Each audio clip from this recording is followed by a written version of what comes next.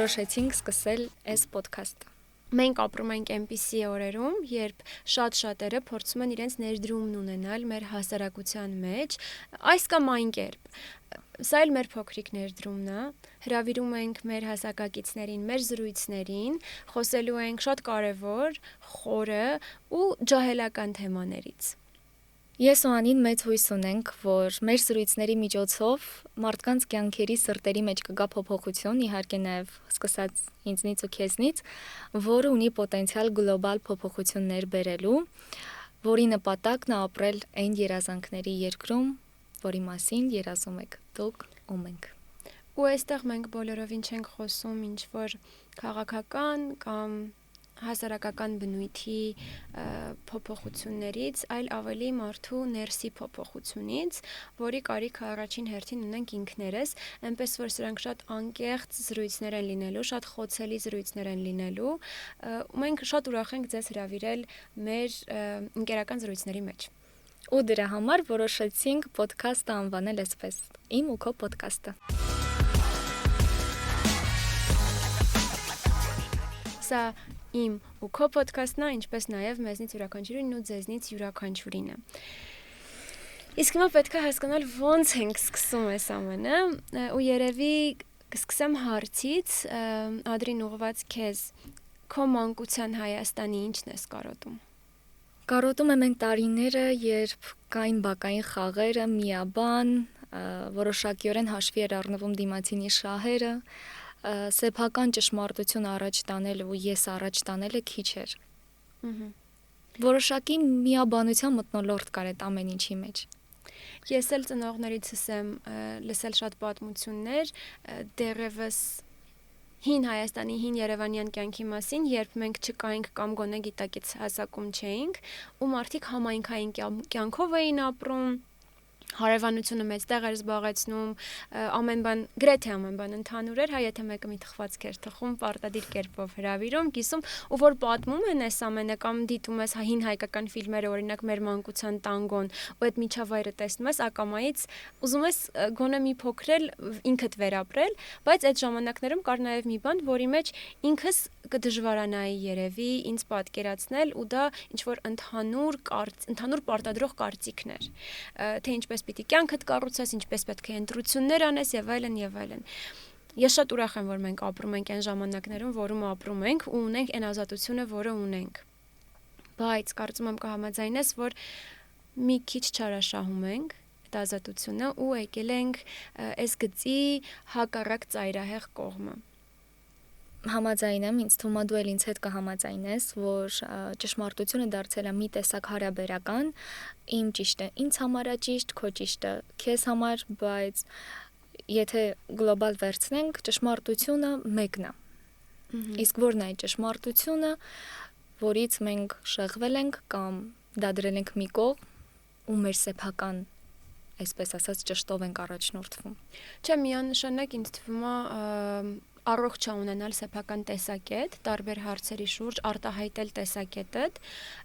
որևէ կերպ չճնշված չլինել, հա, ընդհանուր ինչ-որ պարտադրվող տեսակետով, բայց դրանով հանդերձ այնքան ենք տարվել այդ գաղափարով, որ լղոզվել է այդ ընդհանուր նորմ ասվածը,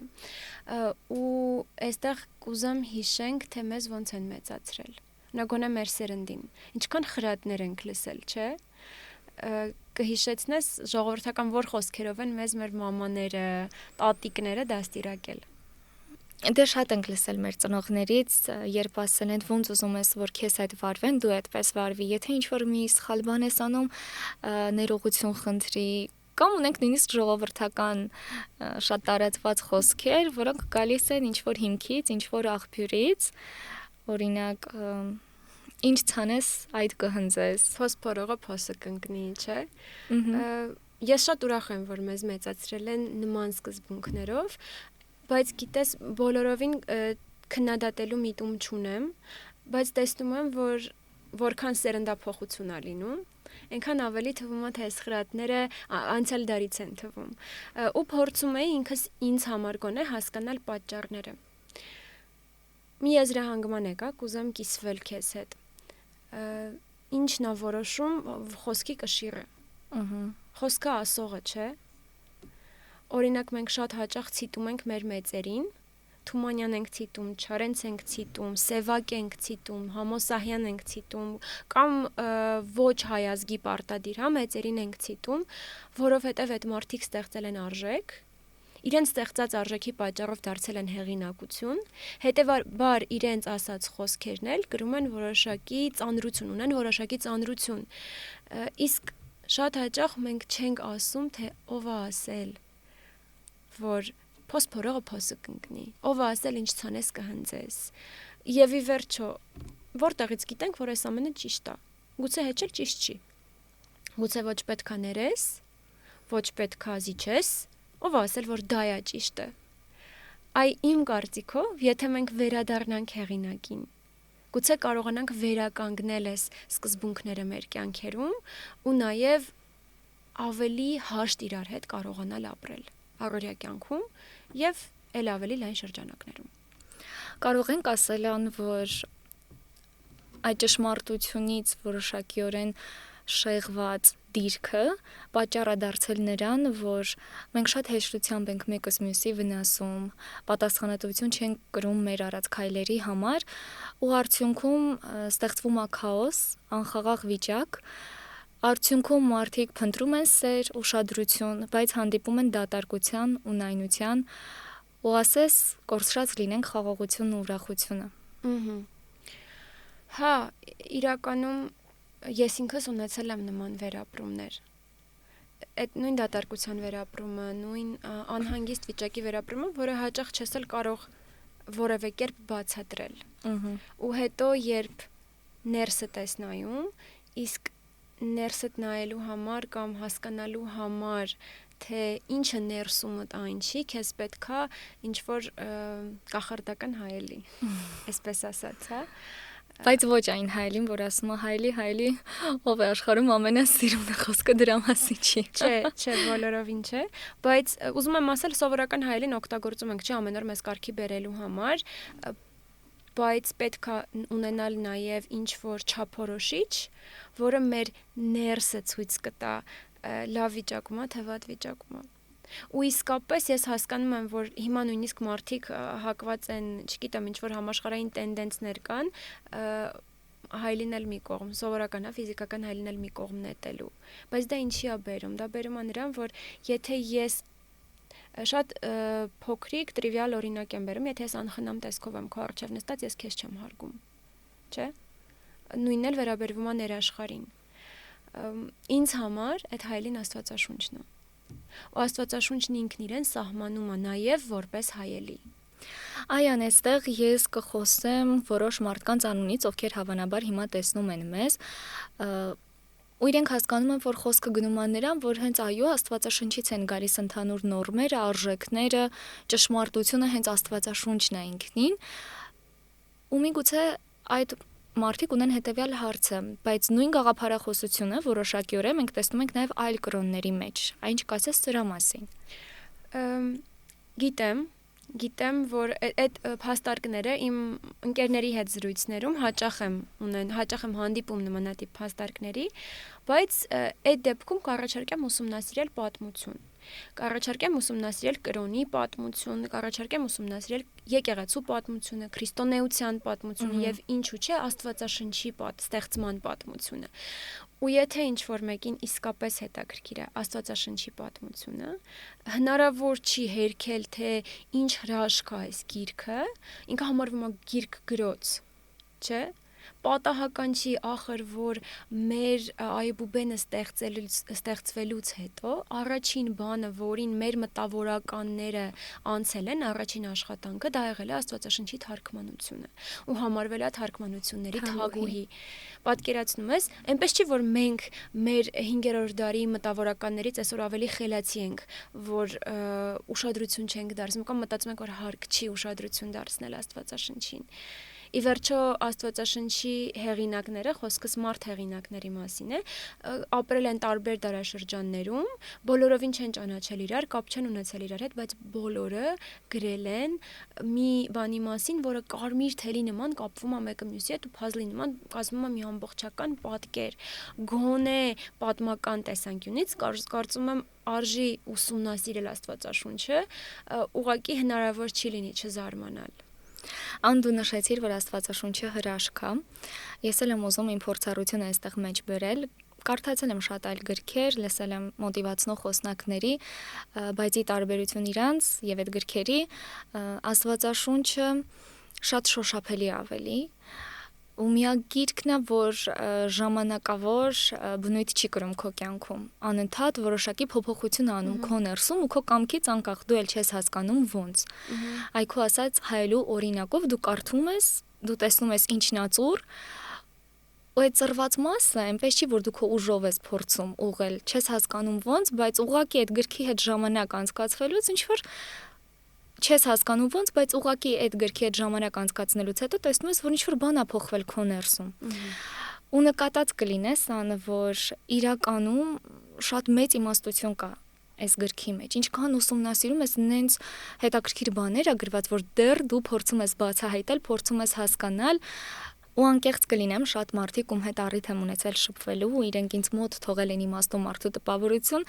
վերջում պարզվել է, որ իրանք կարդում են Աստվածաշունչ։ Ու հա, ինձ համար այն մարդիկ, ովքեր առաջնորդվում են Աստծո խոսքով, իրանք շատ իմաստուն են։ Համաձայն եմ։ Գիտես միշտ ինչի եմ նմանեցնում Աստվածաշունչը, կյանքի ձեռնարկի։ Երբ իրեն մոտենում ես որպես կանոնագրքի չոր ու ցամաք, մի քիչ ուրիշ է, բայց երբ հասկանում ես, որ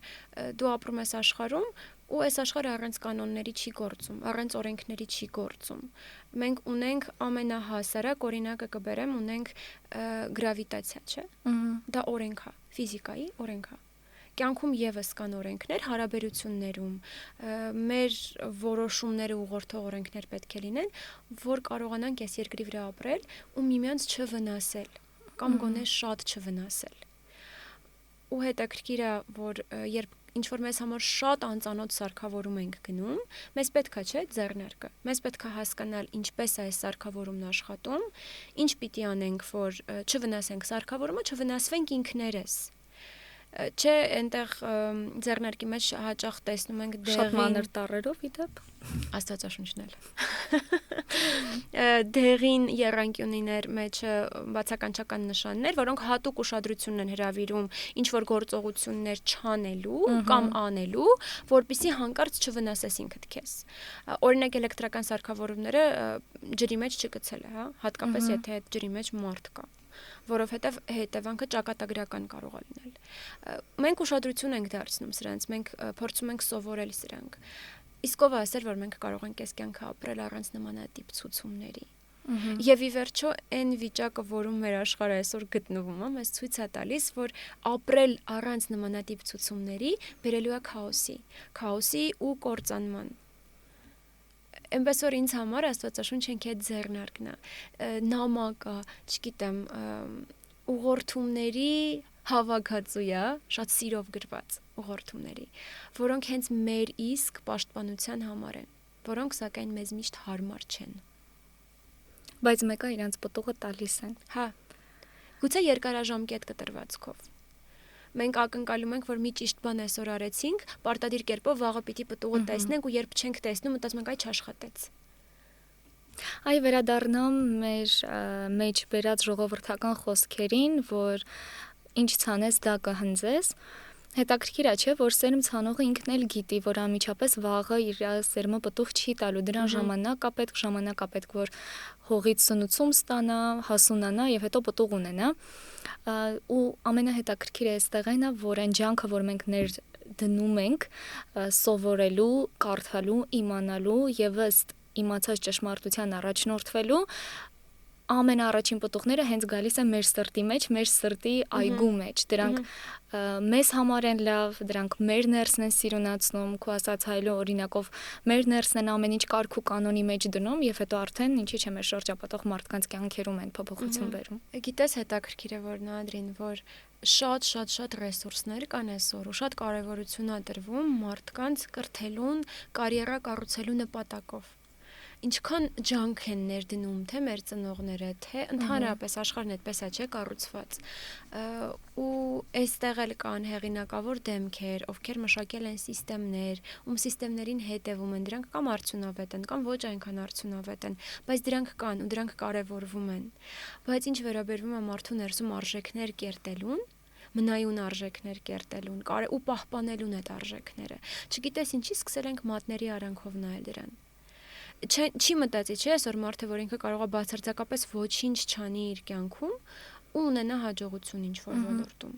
Բայց կարող ենք մտածել, որ այդ արժեքները ոտնահարելով կամ թողնելով, որովհետև դրանց հետևելը մեզ հարմար չի, մենք կարող ենք, չգիտես ինչի, ցանկանալ կամ ձգտել կամ հավատալ, թե կունենանք հաջողված երջանիկ կյանք, բայց այդպես չի լինում։ Ու իրոք, պիտի հասկանանք, որ մարդուն հեղինակություն պետք է։ Ամեն դեպքում մարդուն ցանկացած մարդու հեղինակություն պետք է։ Ու ինչքան հրաշալի է ունենալ հեղինակություն, որին կարող ես ընդունել անսխալական։ Չէ, ինչքան դա պետք է։ Ով չի ձախողվում երբեք։ Եթե մեր որոշակի գրված բաղադրատոմսեր կարող են ձախողվել, բայց այն ինչ որ գրված Աստվածաշնչում երբեք չի ձախողվում։ Ու կրկին շեշտեմ այս փաստը, որ պետք չի հիասթափվել, երբ չես տեսնում պտուղները շատ կարճ ժամանակահատվածում։ Չմոռանանք, որ մենք ապրում ենք արդեն իսկ կոտրված աշխարհում։ Այսինքն, անգամ եթե ես ջանամ դիմացինից ցույց տալ սեր եւ ներողամտություն եւ գուցե տևական ժամանակ ինքը նույնով ինձ չպատասխանի, գուցե երբեք չպատասխանի, բայց գուցե ինչ որ պահ իր կյանքում, երբ ես էլ տեսահորիզոնում չլինեմ, այն ինչ ես ցանել եմ այդ մարդու սրտի մեջ, այդ մարդու կյանքի մեջ, ծաղկի ու ինքը կարողանա ինչ որ մեկ ուրիշի կյանքի մեջ ցանել։ Շատ հնարավոր է որ մենք այդ պտուղները չտեսնենք։ Շատ հնարավոր է ուշ տեսնենք, հնարավոր է եւ շուտ տեսնենք, բայց դրանով չպիտի չափվի այն բարին, որ մենք սահմանում ենք ու անում ենք։ Ու երբ որ մենք այսօր տեսնում ենք մարդկանց եւ վիրտուալ կյանքում եւ իրական կյանքում, մարդիկ շտապում են փնտրելու ինչ որ գանձ, ինչ որ բանալի, որ իրենց կտա իմաստություն ճիշտ քայլելու, ճիշտ կյանք կառուցելու։ Գիտես, միշտ եմ հիշում, երբ որ խոսքը գնում է իմաստության մասին, Սողոմոն թագավորին, ինչքան իմաստություն ինքը ուներ, երբ որ ուրիշ թագավորությունից նույնիսկ թագուհի էր գալիս իր մոտ, որպեսզի իր խոսքը լսեր։ Հիշում ես մանուշակագույն մանկական աստվածաշնչերը ու Ոնց չէ։ նկարները։ Այդ նկարի մեջ շատ էր տպավորվել, երկու ծնող կանգնած, մի երեխա ու պետք է հասկանան ում մեջ են կիսում, ինձ թվում է մեր լսարանն էլ հիմա կհիշի այդ պատմությունը։ Ու ինչքան լավ էր լինել իմաստուն։ Բայց նաև հիշում եմ Սողոմոնի խոսքերը, որ ասում էր, որ մի բան է այս կյանքում մնում, դա քո արարչին ճանաչելն է, իրան իմանալն է ու իր հանդեպ հարգանք ու պատիվ ունենալն է։ Ու շատ մեծ խորհուրդ կա սրա մեջ։ Ես կարծում եմ, որ սեփական էությունը վերագտնելը, սեփական խաղաղությունը, ուրախությունը գտնելը, դատարկությունը լցնելը ու նայնության չհանդիպելը հնարավոր է մի ձև շփում ունենալ նրա հետ, ով այդ դատարկ տեղը թողել է քո սրտում, որպեսզի հենց ինքը լրացնի։ Այդպիսի խոսք էլ կա, չէ, ասում են ամեն մարդու հոգում Աստծո մեծությամբ դատարկ անցք կա, որ միայն Աստված կարող է լրացնել։ Ես գիտեմ, որ շատերը շատ թերահավատորեն են մոտենում կամ կասկածանքի տակ են դնում ընդհանրապես Աստծո արարչի գաղափարը, ու մեր նպատակը բոլորովին համոզելը չի որևէ մեկին, որևէ բան, ինչպես սկզբում նշեցինք, սրանք ընդհանրապես մեր զրույցներն են, որոնք կարող են ինչ որ չափով հետաքրքիր լինել, զուտ վերլուծական նպատակներով, հնարավոր է ոմանց համար ոչ ավելին, քան դա։ Բայց ես կարծում եմ, որ ամեն մարդ ներքուստ ինչ որ անկյունում սրտի ցանկանում է հավատալ։ Ու ամեն մարդ պիտի ինքն իրեն հնարավորություն տա, գոնե մի անգամ հավատալու, թեկուզ սեփական փորձառությամբ։ հրավիրելու, ասելու, գիտես, ես չեմ հավատում, թե դու կաս։ Ես չեմ հավատում, թե այն ամենը ինչ որ խոսվում է, ընդհանրապես տրամաբանությանը մոտ է։ Բայց եթե կաս, ու շարունակությունը իհարկե շատ անձնական է յուրաքանչյուրի համար։ Այդպես, ինչ վերաբերվում է Աստվածաշնչին, գիտես ինչի եմ նմանեցնում նաև Աստվածաշունչը։ Ժամանակին աշխատել եմ ոլորտում, որտեղ սարքավորումների կալիբրավորումը մեծ կարևորություն ուներ, ու ես տեսնում էի, թե որքան ուշադիր պիտի լինի մասնագետը, որպեսզի հետազոտության պատասխանը ճիշտ ստանա, որպեսզի իր սարքավորումը լինի կալիբրացիան անցած։ Օրինակը բերեմ կշեռքի վրա, հա, փոքրիկ կշռաքարերը իրենք, չգիտեմ, 10 միլիգրամանոց, 5 միլիգրամանոց, իրենք հաճախ օգտագործվելուց մաշվածություն են ձեռք բերում։ Ու երբ ուզում ես ստանալ 10 միլիգրամանոց ինչ-որ հեղուկ, հնարավոր է ինքը ցույց տա 10, բայց իրականում լինի